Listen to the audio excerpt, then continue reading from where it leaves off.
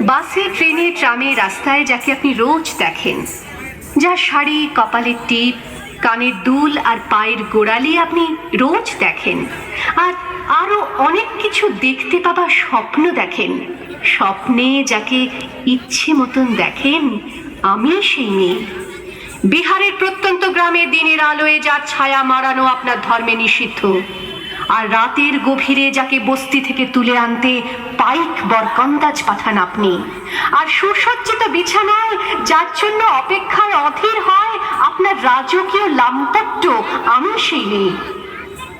আমি সেই মেয়ে।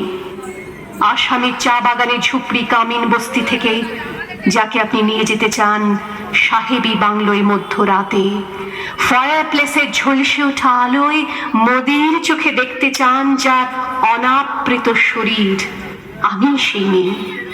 রাজস্থানের শুকনো উঠোন থেকে পিপাসার জল আনতে যাকে আপনি পাঠিয়ে দেন 10 মাইল দূরের সরকারি ইদারায়, আর 20 মাইল হেঁটে ক্লান্ত বিধ্বস্ত যে রমণী ঘরা কাকে ঘরে ফিরলেই যাকে বসিয়ে দেন চুলার আগুনের সামনে আপনার রুটি বানাতে, আমি সেই মেয়ে।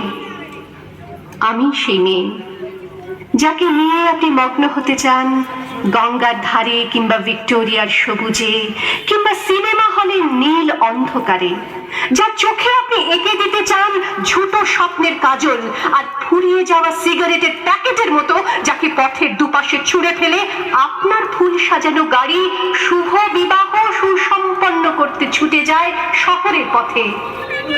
কোণে দেখা আলোর গোধূলিতে একা দাঁড়িয়ে থাকা, আমি সেই মেয়ে। আমি সেই মেয়ে, এমনকি দেবতাও যাকে ক্ষমা করেন না। অহংকার আর শক্তির দম্ভে যার গর্ভে রেখে যান কুমারীর অপমান, আর চোখের জলে কুন্তি হয়ে নদীর জলে ভাসিয়ে দিতে হয় কর্ণকে, আত্মযোগে। আমি সেই মেয়ে। সংসারের অসময়ে আমি ভরসা, আমার ছাত্র পড়ানো টাকায় মায়ের ওষুধ কেনা হয়, আমার বাড়তি রোজগারি ভাইয়ের বই কেনা হয়, আমার সমস্ত শরীর প্রবল বৃষ্টিতে ভিজতে থাকে, কালো আকাশ মাথায় নিয়ে আমি ছাতা হয়ে থাকি, ছাতার নিচে সুখে বাঁচে সংসার। আপনি আপনি আপনি আপনারা আপনারা আমার জন্য অনেক করেছেন। সাহিত্যে, কাব্যে, শাস্ত্রে, লোকাচারে আমাকে মা বলে পুজো করেছেন, প্রকৃতি বলে আদিক্ষেতা করেছেন, আবার শহরগঞ্জের কানাগুলিতে ঠোঁটে রং মাখিয়ে কুপি হাতে দাঁড় করিয়েও দিয়েছেন। হ্যাঁ, আমি সেই মেয়ে। একদিন হয়তো অন্য কোনো একদিন আমার সমস্ত মিথ্যে পোশাক ছুঁড়ে ফেলে দিয়ে আমি হয়ে উঠবো সেই অসামান্য।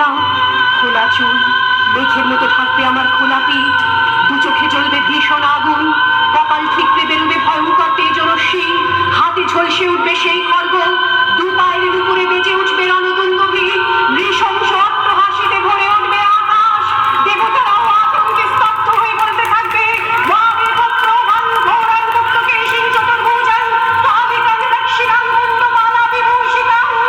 বিভৎস দাবানলের মতো আমি এগোতে থাকবো, আর আমার এগিয়ে যাওয়ার পথের দুপাশে মূল্যহীন অসংখ্য দেহ ছটফট করতে থাকবে।